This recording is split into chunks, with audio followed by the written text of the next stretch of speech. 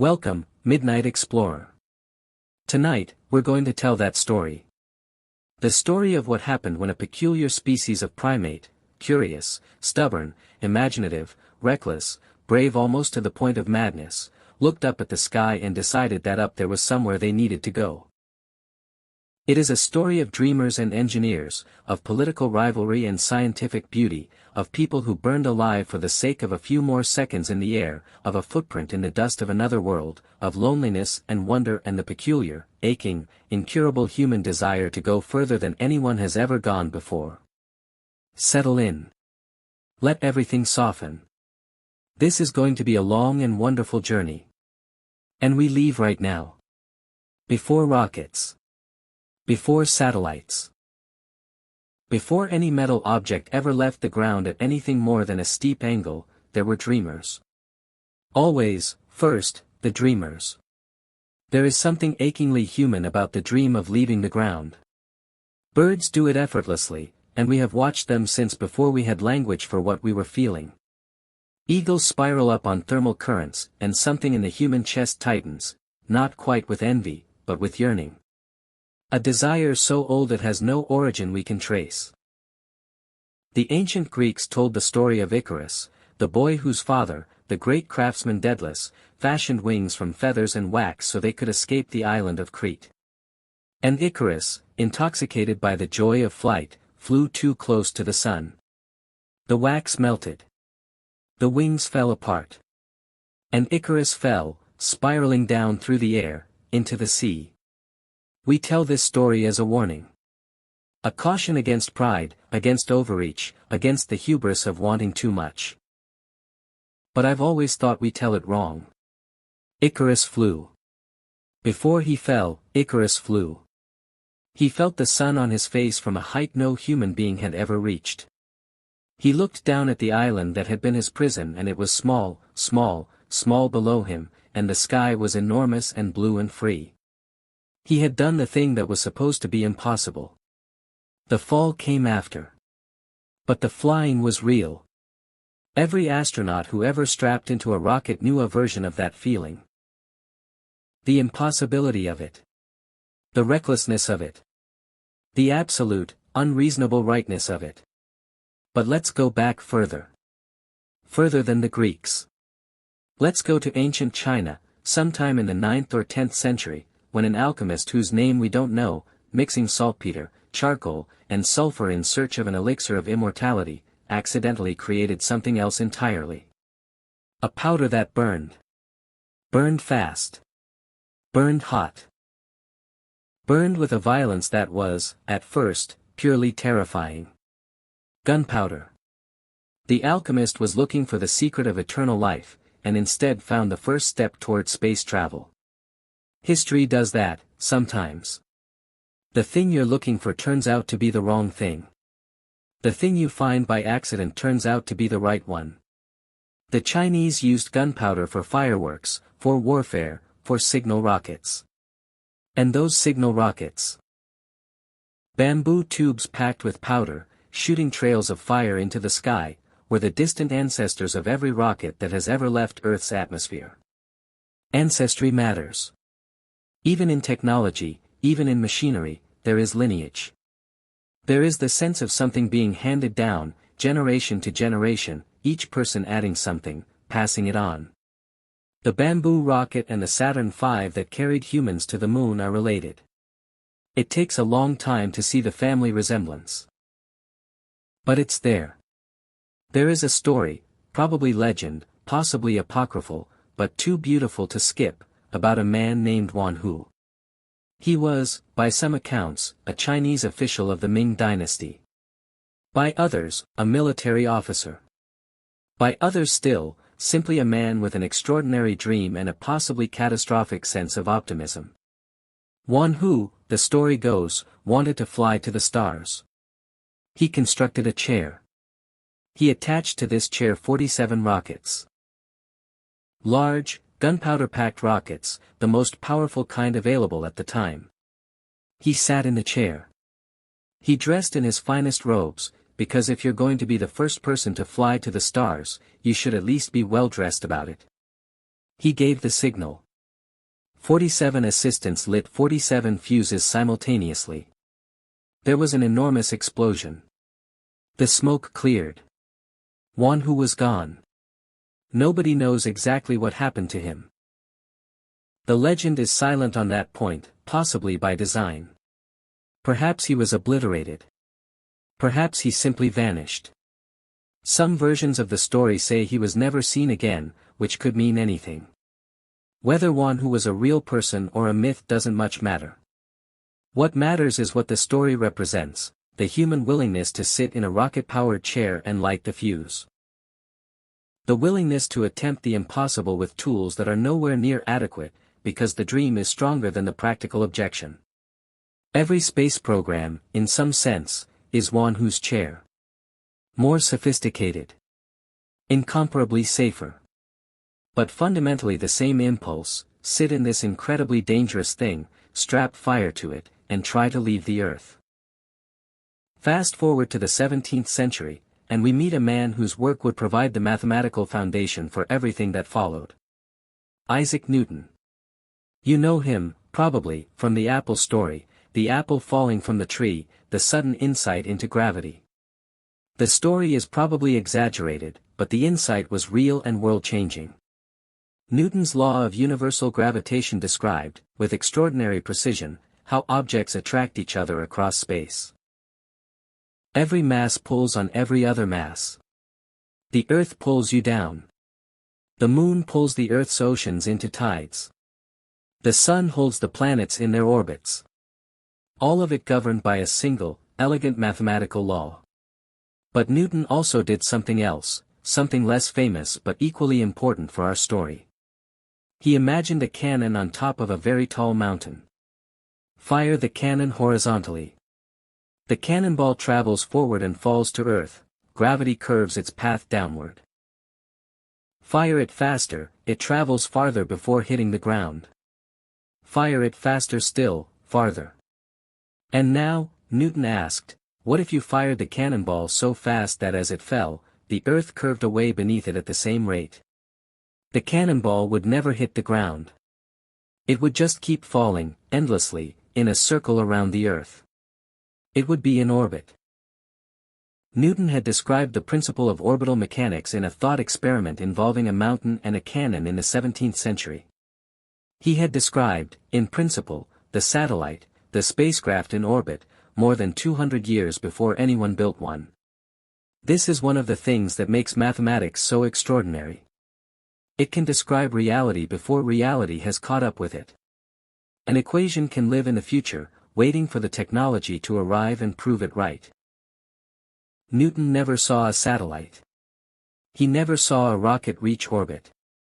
He died in 1727, more than 2 centuries before Sputnik beeped its first signal from the void. But the satellite was, in a deep sense, already in his equations. Waiting. Now let's move to Russia, in the 1880s, and into a small, cold room in a small town called Kaluga, about 200 kilometers southwest of Moscow. The room belongs to a schoolteacher. His name is Konstantin Eduardovich Tsiolkovsky. He is a quiet man. Profoundly quiet, in the most literal sense, because he lost most of his hearing as a child following a bout of scarlet fever. He lives in a world substantially separated from the sounds that other people take for granted. But what Tsiolkovsky's deafness took from him in one direction, it gave back in another. Without the noise of the world filling his days, he retreated inward, into mathematics and imagination, into a rich interior landscape of ideas and calculations that was, in many ways, more real to him than the town outside his window. He was largely self-educated. He had read Newton, had read Jules Verne, had read every piece of scientific literature he could get his hands on. He was obsessed, from early adulthood, with a single dream: human beings in space. Not as passengers on some imagined divine vessel, not as mythological figures with wings. As travelers, in machines, with engines. In 1903, Tsiolkovsky published a paper with an extraordinary title, Exploration of Outer Space by Means of Rocket Devices. In this paper, he derived what is now called the Tsiolkovsky rocket equation, the fundamental mathematical relationship that governs rocketry. The equation describes a simple but profound fact. A rocket's ability to change its velocity depends on the exhaust velocity of its propellant and the ratio of its initial mass, fuel plus rocket, to its final mass, just the rocket, after the fuel is spent. This equation is the reason rockets are mostly fuel. Not mostly payload. Not mostly engine. Mostly fuel. To get a small amount of mass to a high velocity, you need a very large amount of mass as propellant, most of which is burned away during the journey. Tsiolkovsky also understood that liquid propellants, not solid powder, would be needed for serious rocketry. That multi-stage rockets would be necessary to achieve orbital and interplanetary velocities.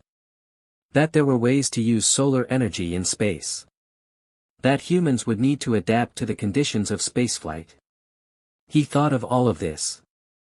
Sitting in Kaluga. In a cold room. In the 1880s and 1890s and early 1900s. Without a laboratory, without a team, without funding. Just a deaf schoolteacher and his mathematics and his enormous, unkillable dream. He wrote. Earth is the cradle of humanity, but one cannot live in the cradle forever. These words are carved on his gravestone. They are perhaps the most beautiful sentence ever written about the human impulse to leave our home world. The cradle is warm and safe. But we are built to outgrow it. On the other side of the world, in a very different kind of quiet, another man was dreaming the same dream. Robert Hutchings Goddard was born in 1882 in Worcester, Massachusetts. He was a slight, serious, often sickly young man who read H.G. Wells' science fiction novels with a reverence that bordered on devotion. And on October 19, 1899, he was 17 years old, he climbed a cherry tree in his backyard to trim some branches. He sat in the tree for a while, looking out over the fields. He began to think about space. About a machine that could fly to Mars. About what it would look like, and feel like, and what it would mean. He came down from the tree a different person. He later wrote that day in his diary as the pivotal moment of his life. And for the rest of his days, more than 40 years of work, he celebrated October 19 as his personal anniversary. A private holiday for the day a boy sat in a cherry tree and decided what his life would be for. Goddard became a physicist. A professor. A thinker. But he was, at his core, an experimenter. He wasn't content with equations on a chalkboard. He wanted to build things, ignite things, launch things, and learn from what broke. On March 16, 1926, in a snow-covered field in Auburn, Massachusetts, Goddard launched the world's first liquid-fueled rocket. It wasn't impressive, by later standards. It flew for about 2.5 seconds.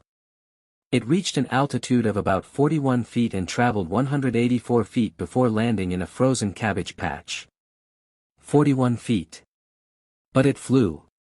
A liquid-fueled rocket, the kind Tsiolkovsky had theorized was necessary, flew. For the first time in human history, a device powered by liquid propellant left the ground under controlled thrust. The Wright brothers had done for aviation what Goddard did for rocketry. Taken something theoretical and made it real, if only just barely, if only for a heartbeat. The newspapers were not impressed. The New York Times famously mocked Goddard, publishing an editorial suggesting that he lacked the basic high school knowledge to understand that a rocket couldn't function in the vacuum of space, the argument being that the rocket needed air to push against, which was wrong. Rockets work by the reaction of exhaust, not by pushing against air. The New York Times published a correction in 1969. The day after Apollo 11 was launched. They acknowledged that, it is now definitely established that a rocket can function in a vacuum as well as in an atmosphere. Only 49 years late. Goddard was a private man, almost pathologically secretive about his work. He had been ridiculed enough to develop a wariness of public attention that some colleagues found frustrating. He patented everything. He shared almost nothing. But he kept building. He moved to Roswell, New Mexico, the clear desert skies and the vast empty spaces better suited to rocket experiments than the farms of Massachusetts. He built taller rockets, faster rockets, rockets that went higher and higher. He never worked directly for a government. He never had the resources that might have made him the lead architect of the space age. His name is less famous today than it should be. But every rocket scientist who came after him studied his patents, his papers, his designs. When the German rocket engineers who developed the V-2 rocket in World War II were asked how much they knew of Goddard's work, they said, essentially everything. Goddard lit the fuse. Others would follow the flame. In 1927, in Germany, a small group of rocket enthusiasts formed a club. They called themselves the Verein für Raumschifffahrt, the Society for Space Travel. They were young, passionate, underfunded, and fizzing with ideas. They read Tsiolkovsky. They read Goddard. They read the science fiction of Kurt Laswitz and Hermann Oberth, Oberth being a Romanian-German physicist who had independently arrived at many of the same theoretical conclusions as Tsiolkovsky and was, in many ways, the intellectual godfather of German rocketry. They gathered on weekends in a field on the outskirts of Berlin they called the Raketenflugplatz. Rocket Flight Place. They built small rockets. They argued and experimented and failed and argued some more and tried again. They were joyful, eccentric, obsessive amateurs, and they were laying the groundwork for something they could not fully imagine. Among them was a young man, barely a teenager when he first visited the Raketenflugplatz, named Wernher von Braun. Von Braun would become, depending on your perspective, either one of the greatest engineers in human history or one of the most morally compromised, or, probably most accurately, both things at once, in the way that great and terrible things are sometimes fused in a single person. He was tall, charming, supremely gifted, and he wanted, more than anything in the world, to build rockets that could reach space. The problem was that the organization willing to give him the resources to do so was the Nazi government of Germany. We'll come back to that shadow. For now, let's just say, the garden of rocketry where those enthusiastic young men played with small rockets in a Berlin field in 1927 would, 15 years later, have become something much darker and much more powerful. The dream was pure. What it got tangled up in was not. By the late 1930s, Wernher von Braun was working for the German army, developing military rockets. And by the early 1940s, he was working at a secret facility called Peenemünde, on the Baltic coast, with thousands of engineers and, here is the shadow, forced laborers from concentration camps. The rocket they were building was called the Aggregat 4. The Nazis called it the Vergeltungswaffe 2. The Revenge Weapon 2. The V-2. It was the world's first long-range guided ballistic missile. 14 meters tall. Powered by liquid oxygen and ethanol. Capable of carrying a 1-ton warhead 200 miles and reaching an altitude that put it, briefly, in space, about 55 miles up, which is just above the Kármán line, the boundary generally recognized as the edge of outer space. The V-2 was, technically, the first man-made object to cross the boundary of space. Between 1944 and 1945, Germany launched over 3,000 V-2 rockets at targets in England, Belgium, France, and the Netherlands. They killed thousands of civilians. And they were built by slaves, prisoners from concentration camps, primarily from a facility called Dora, where conditions were so horrific that more people died building the V-2 than died from its warheads landing on their targets. This is the shadow at the heart of the space age. The technology that would eventually carry human beings to the moon was developed using slave labor, in the service of a genocidal regime, to kill civilians. Von Braun knew about the conditions at Dora. The full extent of his personal responsibility is debated by historians to this day. He was arrested by the SS at one point, possibly because his statements about wanting to use rockets for space rather than war were deemed insufficiently devoted to the war effort. He was released when the rocket program needed him. What's certain is that he continued his work. And what's also certain is that after the war, the United States government made a deliberate decision: they needed his knowledge more than they wanted to hold him accountable. Operation Paperclip.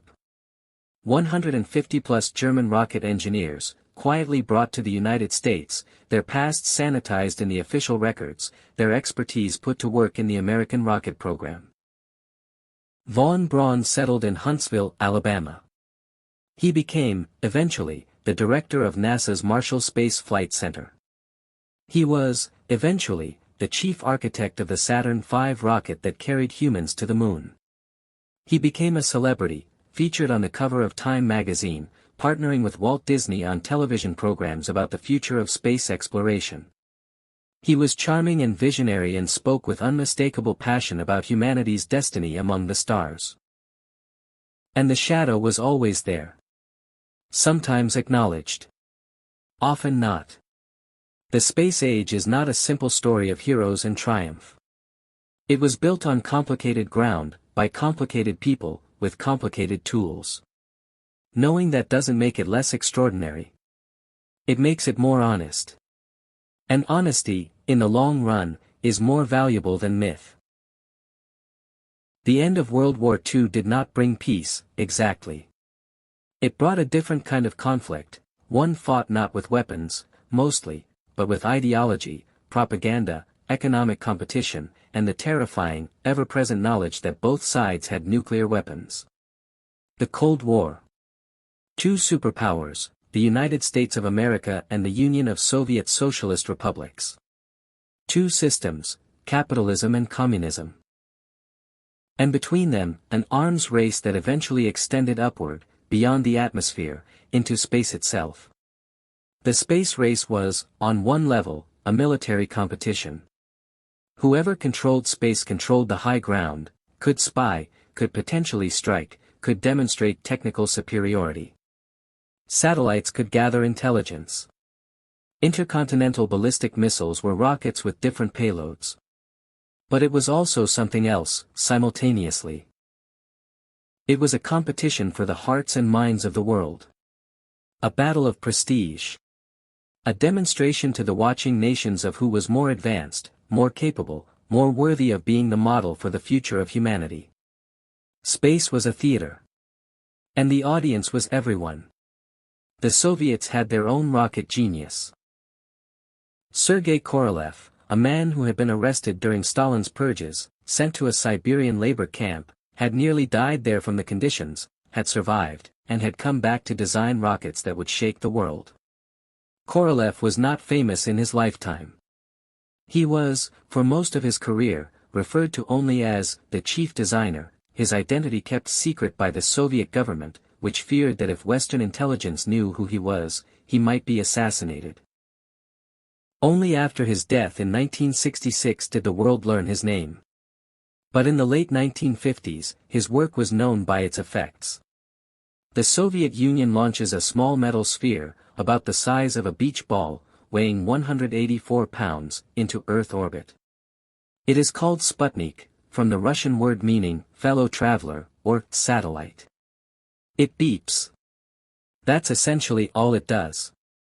Every 96 minutes, it completes an orbit of the Earth and transmits a simple radio signal, beep, beep, beep. Detectable by amateur radio operators around the world. Beep. Beep. Beep. In the United States, the reaction was panic. Not just surprise. Panic. If the Soviets can put a satellite in orbit, what else can they put up there?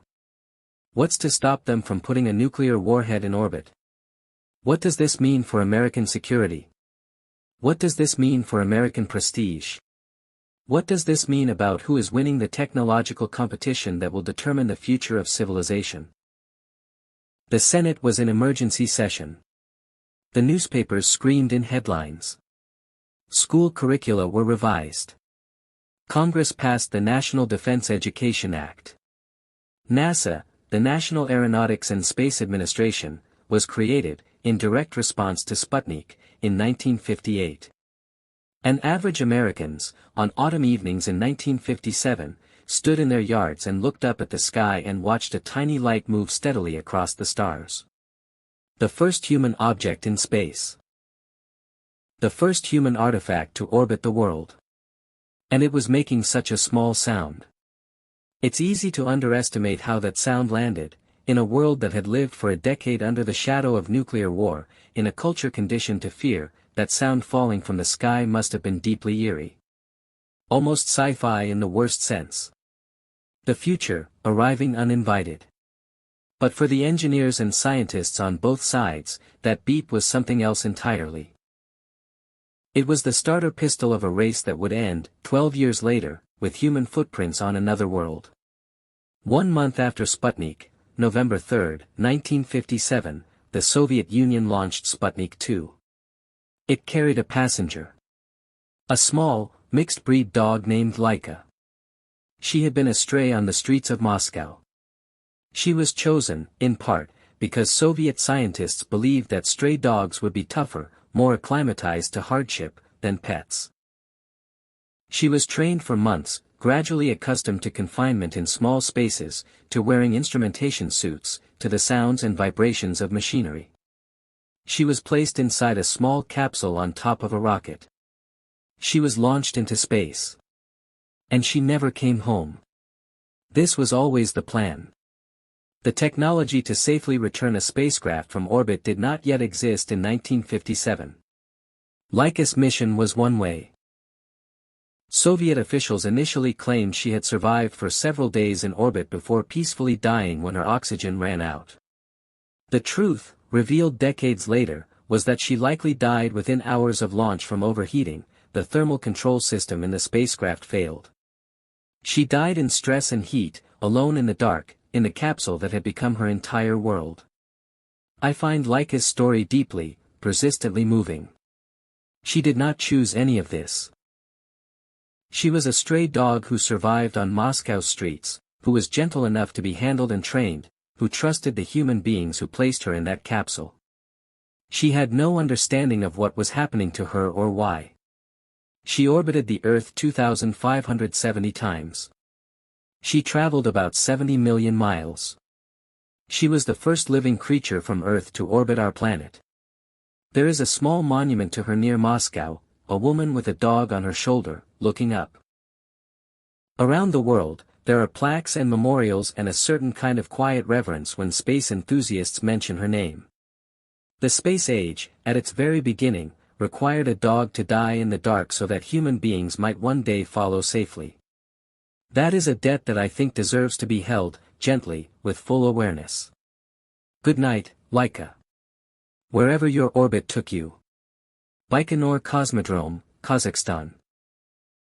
A 27-year-old Soviet Air Force pilot named Yuri Alexeyevich Gagarin climbs into a capsule called Vostok 1, which means east, atop a modified R-7 rocket.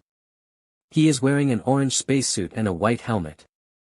He is compact and fit and has a smile of such uncomplicated warmth that photographs of him make strangers feel, somehow, that they know him. He says, as the countdown reaches 0 and the rocket begins to thunder beneath him. Not, we are proceeding with launch. Not any official, formal, scripted phrase. Just the kind of thing you say when you're getting in a car with a friend and heading somewhere exciting. Vostok 1 carried Yuri Gagarin into space. Into orbit. He flew once around the Earth, at an altitude of about 187 miles, at a speed of about 17,000 miles per hour. The flight lasted 108 minutes. 108 minutes. He saw the curvature of the Earth from space. He saw the Terminator, the line between day and night, sweeping across the planet below him. He reported seeing rivers and forests, coastlines and clouds. He later said the Earth looked like a beautiful blue sphere surrounded by blackness. He returned to Earth by ejecting from his capsule and parachuting separately, because the Vostok capsule couldn't land gently enough to be safe with a person inside. He landed in a field near the Volga River and surprised a farm woman named Anna Toktarova and her granddaughter, who were understandably startled to see a man in an orange spacesuit descend from the sky. He told them not to be afraid. He had just returned from space. The world went wild. Gagarin became, overnight, the most famous person on Earth. He was given parades in Moscow, London, New York, Havana, Cairo, Tokyo. He was the first man in space. The first human being to leave the cradle, to look back at the Earth from outside it, to experience the silence and vastness of the void and return to tell about it. He was 27 years old. He had grown up in a small village, in a family of peasant farmers. His schoolhouse had been used as a stable by German soldiers during the occupation. He had worked as a foundry apprentice, then trained as a pilot, then been selected for the cosmonaut program. And then he orbited the Earth. Gagarin died 7 years later, in 1968, in a training jet crash. He was 34. He never flew in space again, though he had lobbied hard for a second mission. The Soviet government considered him too valuable, too symbolic, too important to risk again. He is buried in the Kremlin wall. His ashes were interred there, alongside other heroes of the Soviet state, which is where things get uncomfortable again, the politics and the glory tangled, as they always are in this story.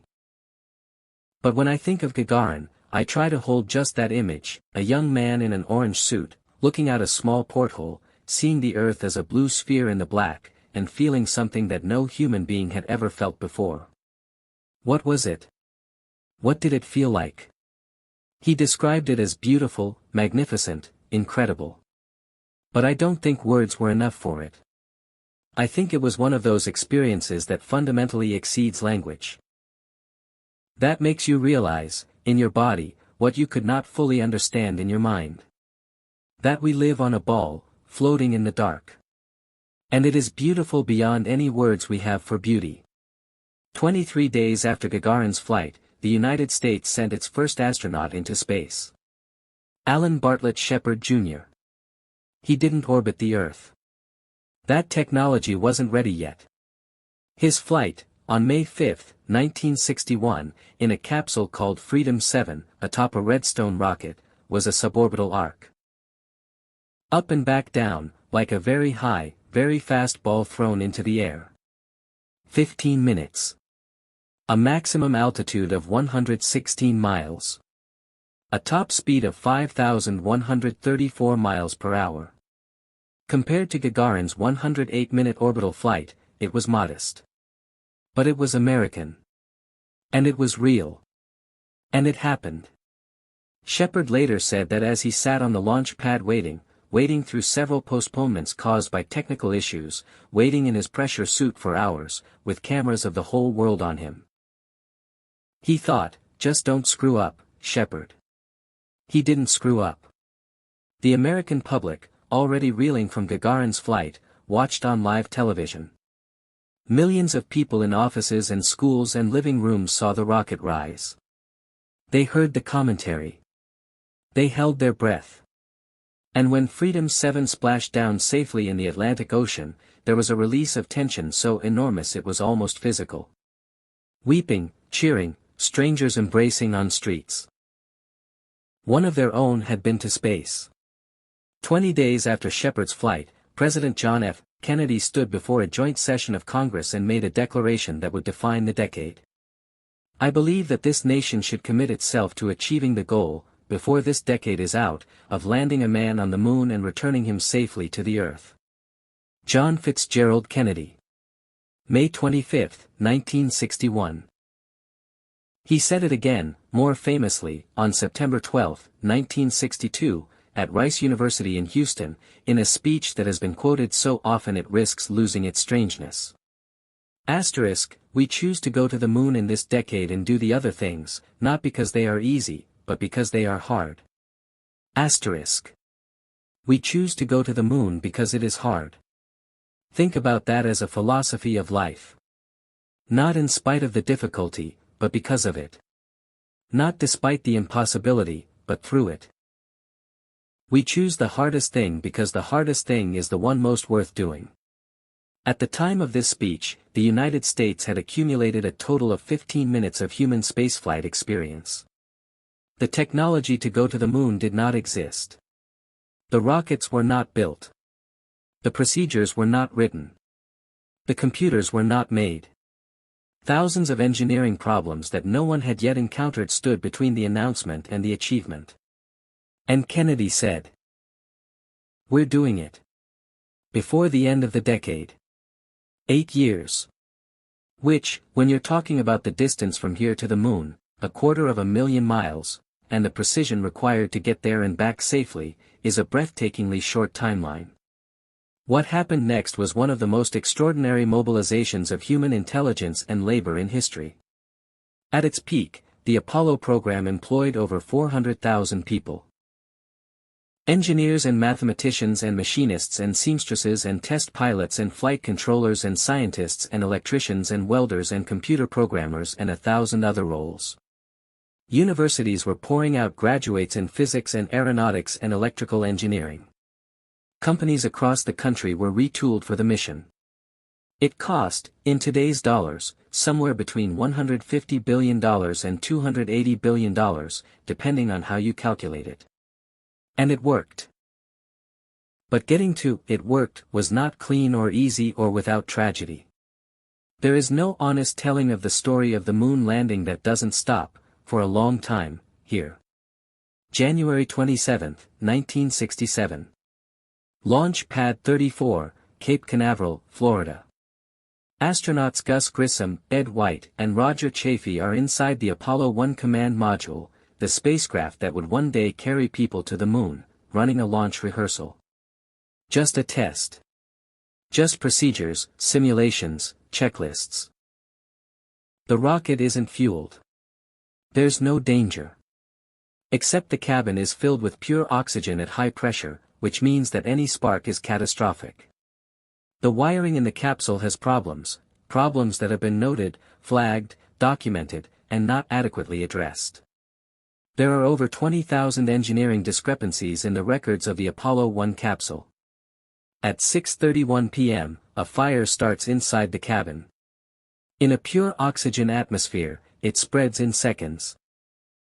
The pressure inside the capsule rises so fast the hatch, which opens inward, cannot be opened. Grissom, White, and Chaffee had less than 30 seconds from the first sign of fire before the capsule became uninhabitable. They were killed on the launch pad. On the ground. Never having left Earth. In a test. The Apollo program stopped. For a year and a half, no American astronaut flew in space while the program was examined, redesigned, reimagined. The hatch was redesigned to open outward. The oxygen atmosphere was changed. The wiring was fixed. The culture of cutting corners in the name of meeting deadlines was, imperfectly, incompletely, addressed. And 3 men were mourned.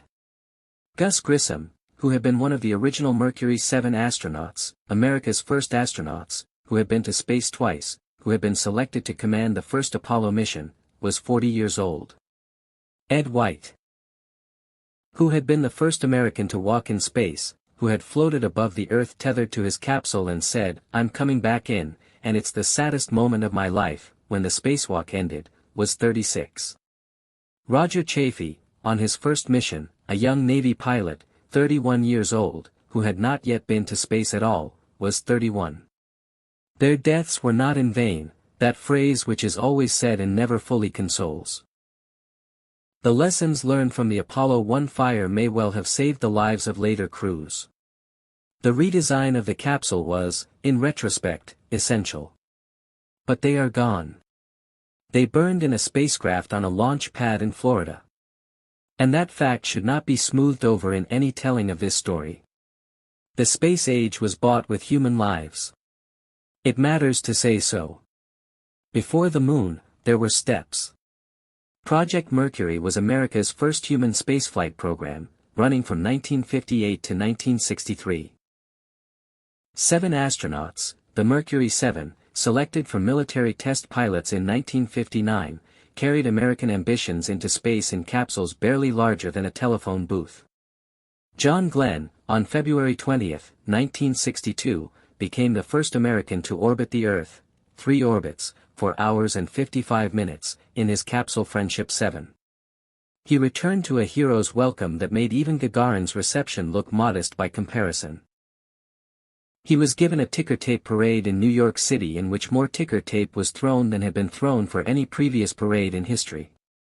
John Glenn was a genuinely extraordinary human being, a decorated war pilot, a deeply moral and humble man who would later become a U.S. Senator, and who, in 1998 at the age of 77, flew in space again aboard the Space Shuttle Discovery, making him the oldest person ever to fly in space.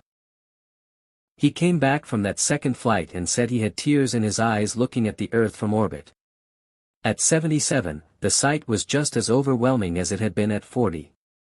After Mercury came Gemini, 10 crewed missions between 1961 and 1966, learning how to do the things that going to the moon would require. Spacewalks. Rendezvous and docking of 2 spacecraft in orbit. Long-duration flights to simulate the length of a lunar journey. Navigation. Eating and sleeping in space. These were not glamorous programs. They were methodical. Educational. The work of accumulating knowledge, one mission at a time, one small achievement built on the previous, until enough was understood to attempt the big thing. They were the preparation that made the extraordinary possible. I want to stop here and introduce you to 3 women whose contributions to the space program were, for decades, significantly underacknowledged. 3 black women who worked as mathematicians. Called computers, because their job was to perform the calculations that electronic computers would later take over, at NASA and its predecessor, the National Advisory Committee for Aeronautics. Katherine Johnson, Dorothy Vaughan, and Mary Jackson. Their story was told beautifully in the book and film Hidden Figures, and if you haven't encountered it, I hope this gentle mention sends you toward it. Katherine Johnson, perhaps the most celebrated of the 3, was a mathematician of such extraordinary ability that she was assigned to the Space Task Group, the team working on the early crewed spaceflight missions. She calculated the trajectory for Alan Shepard's 1961 suborbital flight. She calculated the trajectory for John Glenn's orbital flight. And here is the detail that stops me every time I encounter it.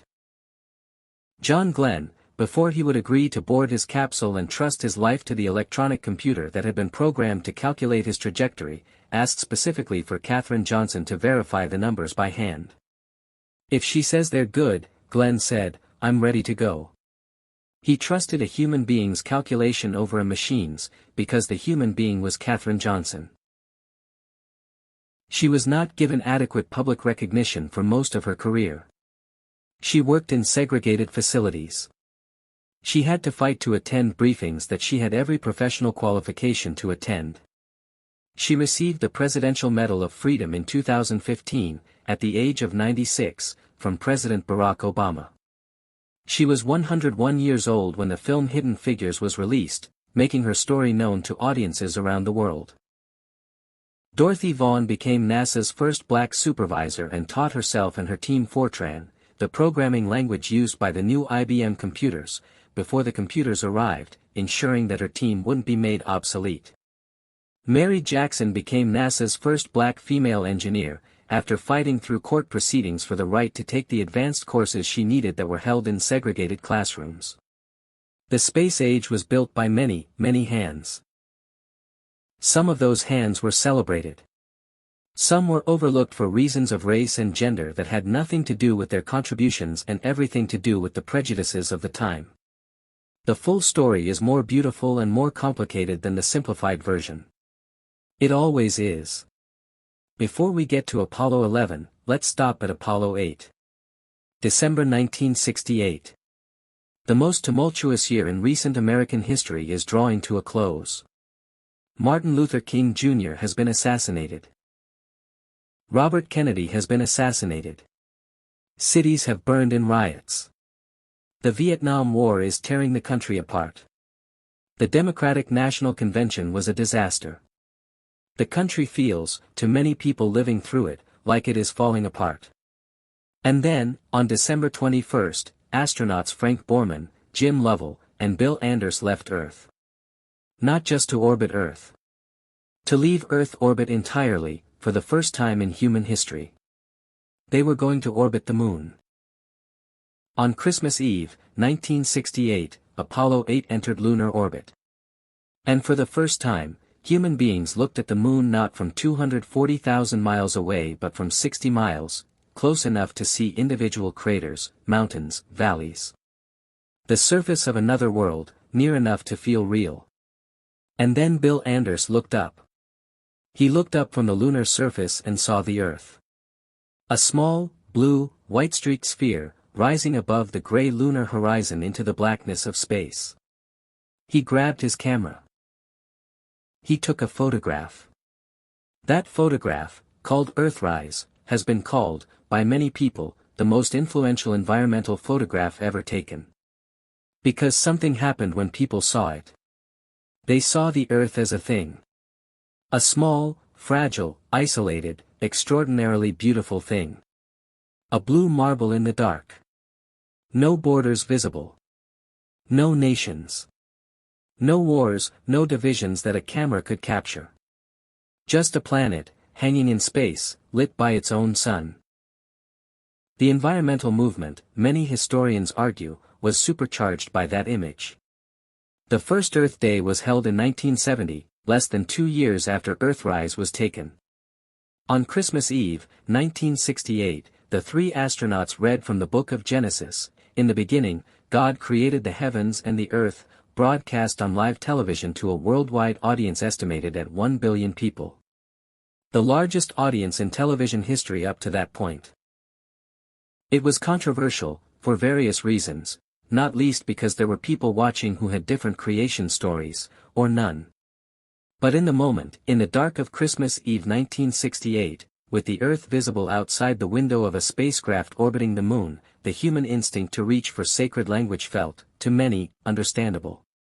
Frank Borman ended the broadcast by saying, "Good night, good luck, a Merry Christmas, and God bless all of you on the good earth." There is a moment, and you might know it, or you might have heard your parents or grandparents describe it, when the entire world seemed to watch the same thing at the same time. July 20, 1969. The Apollo 11 lunar module, called Eagle, separated from the command module Columbia and began its descent toward the surface of the moon. Inside, Neil Armstrong, commander. Buzz Aldrin, lunar module pilot. Michael Collins, who would remain alone in the command module orbiting above, waiting. The landing wasn't clean. The computer guidance system was directing them toward a crater filled with boulders. Armstrong took manual control with about 90 seconds of fuel remaining and flew the lander past the crater to a smoother patch of terrain. With 25 seconds of fuel left, Eagle touched down. Armstrong's voice, crackling across 240,000 miles of space, "Houston, Tranquility Base here. The Eagle has landed." In mission control in Houston, Flight Controller Charlie Duke, his voice breaking with emotion, replied, "Roger, Tranquility. We copy you on the ground. You got a bunch of guys about to turn blue. We're breathing again. Thanks a lot." 6 hours later, Neil Armstrong opened the hatch and climbed slowly down the ladder of the lunar module. He paused at the bottom step. He stepped off. And onto the gray surface of the moon. His words, prepared in advance and delivered in the characteristic flat calm of test pilots everywhere, under the most extraordinary circumstances ever faced by a human being standing on the surface of another world. He meant to say, one small step for a man, inserting the article that would distinguish his individual step from the collective leap. The was lost in the radio transmission, or perhaps in the moment. He always maintained he said it. The recordings are ambiguous. It doesn't matter. The words, in whatever form, were adequate to the moment, which is, itself, remarkable, because almost no words would have been. Buzz Aldrin joined him 20 minutes later. Together, they spent 2 hours and 21 minutes on the surface. They planted an American flag, a moment that was politically significant and also, in another light, poignant. Marking a new world with the symbol of one nation, when in a truer sense it belonged to all of humanity, or to no one at all. They collected 47.5 pounds of lunar samples. They set up experiments. They spoke with President Nixon. They took photographs. And then they returned to the lunar module and launched back to rendezvous with Collins in orbit. The Eagle had flown. And landed. And flown again. 600 million people watched on television. More people watched the moon landing than any event that had ever occurred. More than half the people alive on Earth at that moment. Some people, in towns and villages without television, listened on the radio. Some people heard about it days later. Some people, in small communities in remote places, heard about it years later. And I hope, that wherever and whenever the news arrived, it landed with something like wonder. Human beings had left the Earth. Had traveled to the moon. Had walked on it. Had come home. The one who dream, the Tsiolkovsky equations, the Goddard flights in frozen cabbage patches, the Sputnik beep, Laika in the dark, Gagarin's Poyekali, the Apollo 1 fire and the redesigned hatch, Grissom and White and Chaffee, Katherine Johnson's calculations, the Earthrise photograph, the hundreds of thousands of people who gave years of their lives to make it possible. All of it, in one moment, justified. All of you on the good Earth. We made it. 6 more Apollo missions landed on the moon after Apollo 11. 5 of them successfully. 1, Apollo 13, did not land, but its story of failure and survival became, arguably, the most dramatic episode of the entire space age. Apollo 13. April 1970. 3 astronauts, Jim Lovell, Jack Swigert, Fred Haise, were 200,000 miles from Earth when an oxygen tank in the service module exploded. Their command module was disabled. They had to transfer to the lunar module, designed to support 2 people for 2 days, and use it as a lifeboat for 3 people for 4 days while they swung around the moon and returned to Earth on an emergency trajectory. They had to power down most of their systems to save electricity. The temperature inside the spacecraft dropped to near freezing. They had to improvise a carbon dioxide scrubber using duct tape and a sock. Mission control and crews on the ground worked continuously for 4 days, solving new problems as they appeared, improvising solutions with whatever materials were on the spacecraft. All 3 astronauts came home. Jim Lovell later said that of all his missions, he had flown in space 4 times, logged more time in space than any astronaut up to that point. Apollo 13 was the one he was proudest of. Not because of what he did, but because of what everyone on the ground did. The last crewed moon landing was Apollo 17, in December 1972. Astronaut Eugene Cernan, as he prepared to climb the ladder of the lunar module for the last time, knelt and wrote his daughter's initials, TDC, in the lunar dust. Teresa Dawn Cernan. He was the last human being to stand on the moon. He climbed the ladder. He looked back at the surface one more time. He said, "We leave as we came, and God willing, as we shall return, with peace and hope for all mankind." That was in December 1972. No human being has been back since. As I write these words, it has been more than 50 years. 50 years. The footprints are still there. The lunar surface has no weather, no wind, no erosion. Eugene Cernan's initials, his daughter's initials, written in the dust, TDC, are still there, just as he left them. They will be there for millions of years unless something disturbs them. A father's love, written in the dust of another world, immortal in the lunar silence. After Apollo, the focus of American spaceflight shifted from exploration to something more like operations. The Space Shuttle program, which ran from 1981 to 2011, was built around a different idea, not daring leaps to distant destinations, but regular, routine access to low Earth orbit. The shuttle was reusable. Not quite the airplane to space that its designers hoped, but a remarkable piece of engineering that flew 135 missions over 30 years. It carried satellites to orbit and retrieved them for repair. It carried the components of the Hubble Space Telescope and later repaired it when its mirror turned out to be flawed. It carried the parts of the International Space Station. It carried scientists and engineers and teachers and the representatives of many nations. And it carried its tragedies. On January 28, 1986, the Space Shuttle Challenger broke apart 73 seconds after launch. All 7 crew members were killed. On the crew was Christa McAuliffe, a high school teacher from Concord, New Hampshire, selected from 11,000 applicants to be the first teacher in space. Millions of schoolchildren across America watched the launch live in their classrooms, because a teacher was going to space. They watched the Challenger break apart. President Reagan addressed the nation that evening.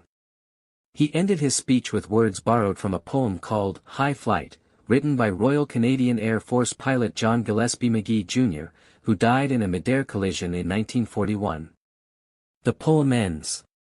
And 17 years later, on February 1, 2003, Space Shuttle Columbia broke apart during re-entry, 16 minutes before its scheduled landing. All 7 crew members were killed. 14 people lost in 2 shuttle disasters. They are not statistics. They were people with families and careers and passions and plans for the afternoon of the day they died. Their names should be said, and I say them here with respect. Challenger, Francis Scobie, Michael Smith, Judith Resnick, Ellison Onizuka, Ronald McNair, Gregory Jarvis, Christa McAuliffe. Columbia, Rick Husband, William McCool, Michael Anderson, Elon Ramon, Kalpana Chawla, David Brown, Laurel Clark. The Space Shuttle era gave us 135 missions of scientific work, construction, repair, and discovery. And it cost 14 lives. That ratio, somehow, was considered acceptable, not because the lives were cheap, but because the work was judged important enough to warrant the risk, and the individuals who flew understood and accepted that risk. That acceptance is a kind of heroism that doesn't announce itself. Quiet heroism. The heroism of suiting up anyway. Right now. As you listen to this, wherever you are, whatever time of day or night it is, there are human beings in space. They are 250 miles above you, moving at 17,500 miles per hour, completing one orbit of the Earth every 92 minutes. They are on board the International Space Station.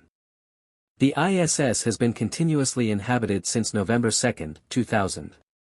Over that time, more than 270 people from 21 countries have lived and worked there. It is the most expensive structure ever built. An estimated $150 billion over its lifetime. It is larger than a 6-bedroom house. It has solar arrays spanning the length of a football field. It is a joint project of NASA, the Russian Space Agency Roscosmos, the European Space Agency, the Japan Aerospace Exploration Agency, and the Canadian Space Agency. In an era of considerable geopolitical tension, when the United States and Russia have often been adversarial, astronauts and cosmonauts have lived together aboard the ISS, working side by side, eating together, sleeping in neighboring quarters. There is something genuinely moving about this. Not naively utopian, politics and disagreements exist, even up there. But moving. Human beings, regardless of their government's arguments, have managed to maintain a shared home in space for a quarter century. The ISS serves as a laboratory, an observatory, a construction facility, and, for the people living on it, simply as home. Astronauts have grown vegetables in microgravity. They have watched storms and sunrises from windows that frame the entire Earth in a single view. They have spoken to their children via video link, trying to explain what the view looks like. Canadian astronaut Chris Hadfield, who commanded the ISS in 2013 and became one of the most beloved science communicators in social media history, recorded a version of David Bowie's Space Oddity from inside the station. In the video, he floats through the modules of the ISS while singing, his guitar and his body both drifting in microgravity, and at one point he looks out the cupola window at the Earth below. It is, without any irony whatsoever, one of the most beautiful things ever put on the internet. He came home safely. He rode the Soyuz capsule back to Earth and landed on the Kazakh steppe, blinking in the sunshine. He later wrote about the strange difficulty of readjusting, of relearning to walk, to eat at a table, to sleep horizontally in a bed. Of the weight of gravity feeling like a burden after months of floating. Of looking up at the sky and knowing, differently than before, what was up there. The story of space travel doesn't stop with government programs. In the 21st century, a new chapter began, one driven not just by national governments but by private companies, by entrepreneurs who grew up with the Apollo missions as mythology and decided they wanted to continue the story. SpaceX. Founded in 2002 by Elon Musk, with the stated goal of making humanity a multiplanetary species. Early years of failure, 3 consecutive rocket failures before a 4th succeeded.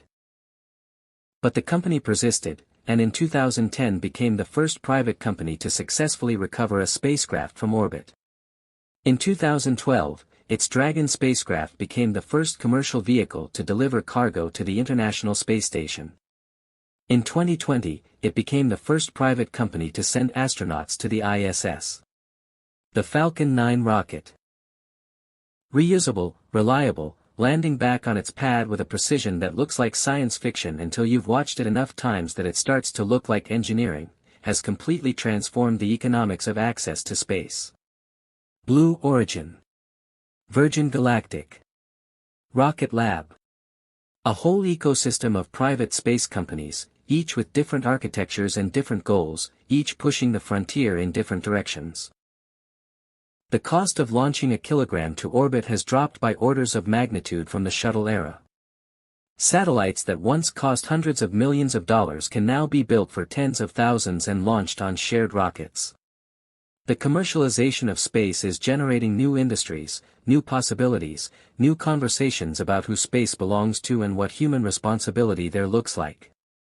And looming over all of it, Mars. The dream of sending human beings to Mars. Dreamed by Tsiolkovsky and Kaluga, dreamed by Carl Sagan in his books and television programs, dreamed by children who looked at the red dot in the sky and wondered, is closer now than it has ever been. It is also more complicated than it has ever seemed. Mars is far, 6 to 9 months of travel time, depending on orbital alignment. It is cold. It has almost no atmosphere. The radiation environment is brutal. A return mission faces extraordinary engineering challenges. And yet, people are training. Rockets are being designed. Trajectories are being calculated. The argument over when, not whether, is already beginning. The cradle is not yet abandoned. But the child is older, and the door is open.